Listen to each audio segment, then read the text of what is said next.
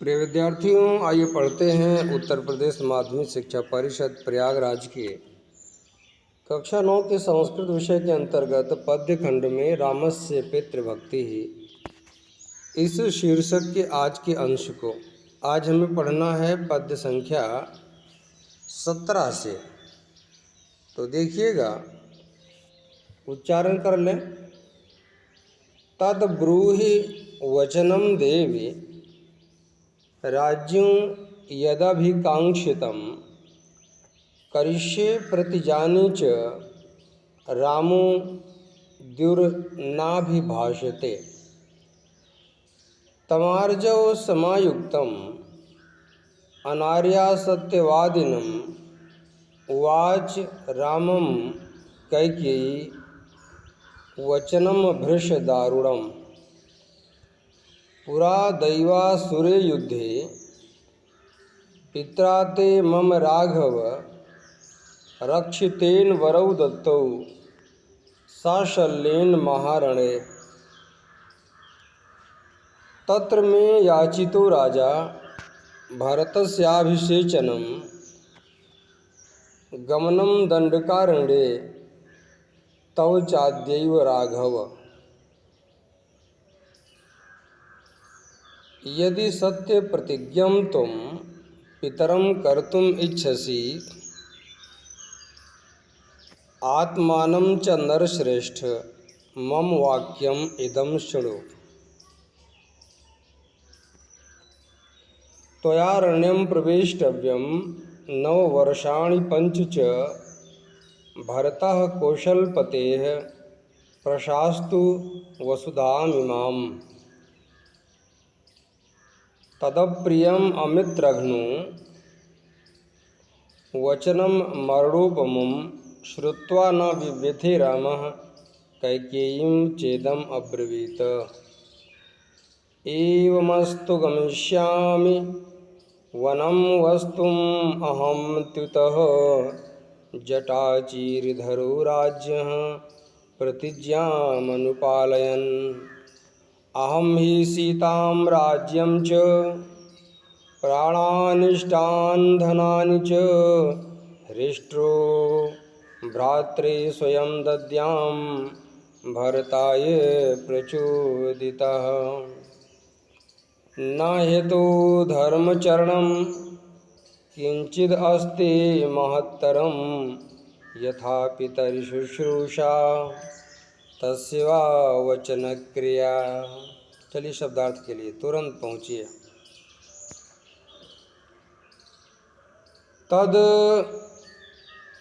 उस वचन को ब्रूहि बताइए, वचनम यानी वचन को देवी है देवी, राज्य राजा को, यत जो, अभिकांक्षितम इच्छित है, अर्थात राजा की जो इच्छा है वो बताइए। करिष्ये मैं वैसा ही करूँगा, प्रतिजाने प्रतिज्ञा कर रहा हूँ, च और रामः राम, द्युः यानी कि 2, यहाँ वचन जोड़ेंगे, 2 प्रकार के वचन। न अभिभाषते नहीं बोलता, रामः द्यु नाभिभाषते। शब्दार्थ विच्छेद समझिए। यत धन अभिकांक्षितम, जस तो संधि की गई, सूत्र लगा झलाम जशो अंते।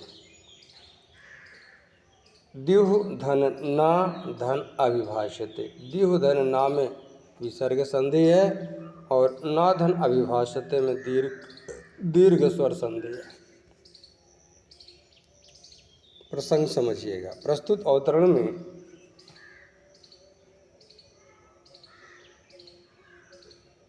राम पिता दशरथ की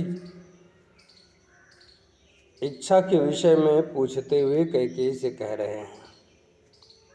हिंदी अनुवाद। हे देवी, पिता की जो इच्छा है अर्थात महाराज की जो इच्छा है वो वचन मुझसे कहिए। मैं प्रतिज्ञा करता हूँ उसे मैं करूँगा।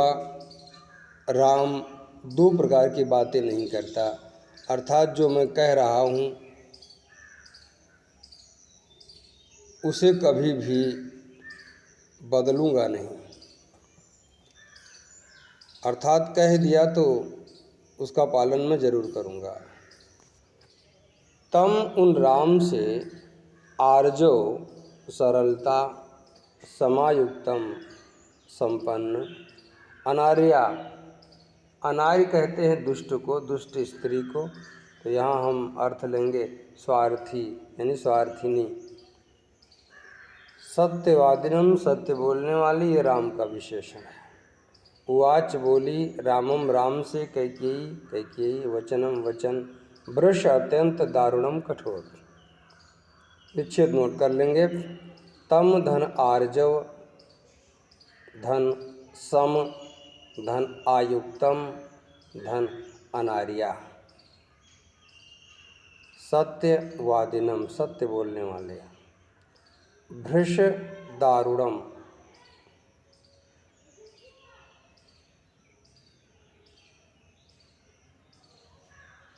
कोई विशेष संध्या नहीं है, अनुवाद में आते हैं।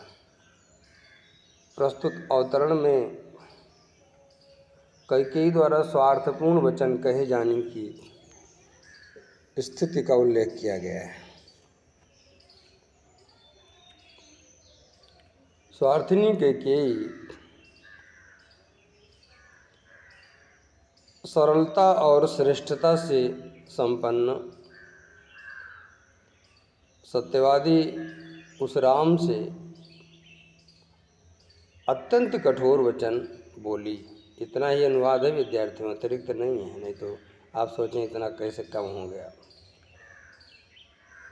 स्वार्थिनी कैकेयी अर्थात दुष्ट कैकेयी सरलता और सदाचार से युक्त सत्यवादी उन राम से अत्यंत कठोर वचन बोली। अगले पद्य को समझिएगा।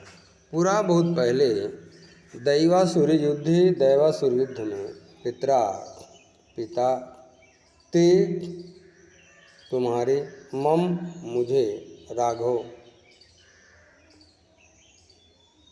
हे राम, राघव राम के लिए आया है। रक्षितेन, रक्षा करने के बदले में, वरौ वरदान दत्तौ दिया था। सशल्यन, शल्य के साथ अर्थात सारथी की उपस्थिति में, महारणे उस घोर संग्राम में। यहाँ पर शल्य को जो सारथी है उसको गवाह के रूप में प्रस्तुत किया गया है, क्योंकि अकेली मैं नहीं थी, वो भी था।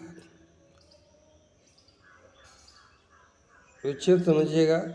कोई विशेष दैव धन असुरे से बना दैवासुरे, बाकी कोई विशेष संधि नहीं है। सशल्यन शल्यन सहित, ऐसा विग्रह बनता है। हिंदी अनुवाद समझिएगा। कैकेयी राम से कह रही है, हे राघव, बहुत पहले दैवासुर युद्ध में, दैवासुर संग्राम में तुम्हारे पिता ने मुझे रक्षा करने के बदले में शल्य की उपस्थिति में 2 वरदान दिया था। तत्र उसको मैंने याचिता मांग लिया। राजा से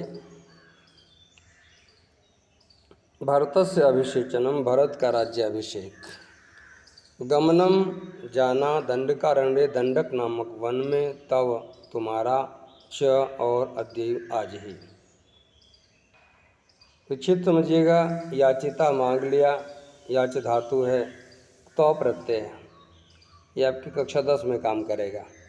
भरतस्य धन अभिषेचनम, यहाँ पर दीर्घ स्वर संधि की गई है, सूत्र अकाशवर्णी दीर्घ। चा धन अद्य धन एवं, चा और अद्य में दीर्घ संधि है। और अद्य और एव में वृद्धि संदेह है। अब अनुवाद समझिए। कैकेयी राम से अपने वरदान के विषय में बता रही है।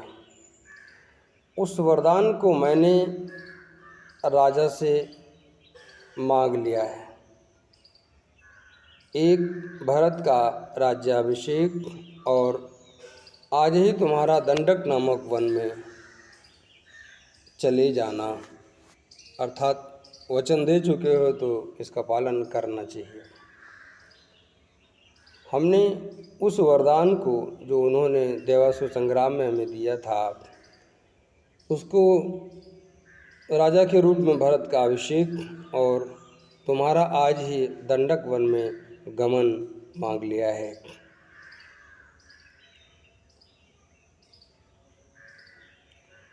यदि का अर्थ यदि ही रहेगा, चाहे हिंदी हो चाहे संस्कृत हो। सत्य प्रतिज्ञम, सच्ची प्रतिज्ञा वाले हो तुम पितरम, पिता को कर्तुम बनाना इच्छा चाहते हो। अब अर्थ थोड़ा सा बदल जाएगा। सत्य प्रतिज्ञम अब ये दशरथ का विशेषण बन रहा है।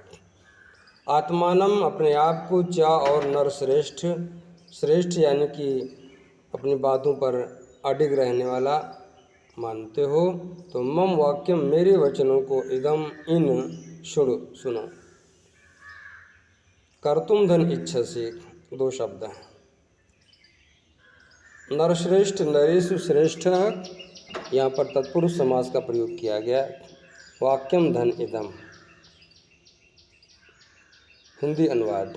कैकेयी राम से कह रही है, यदि तुम अपने पिता को सच्चे प्रतिज्ञा वाला करना चाहते हो, अर्थात यदि उनकी बातों को झूठा होने से बचाना चाहते हो और अपने आप को नरश्रेष्ठ समझते हो, अर्थात आज्ञाकारी पुत्र मानते हो, तो मेरी इन बातों को सुनो।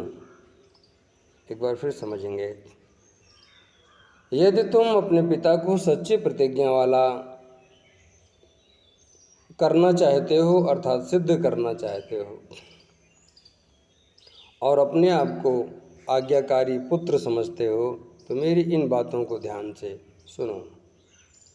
त्वया अरण्यम प्रवेष्टव्यम, ये 22वां हम अगले वीडियो में कवर करेंगे। आज यहीं तक।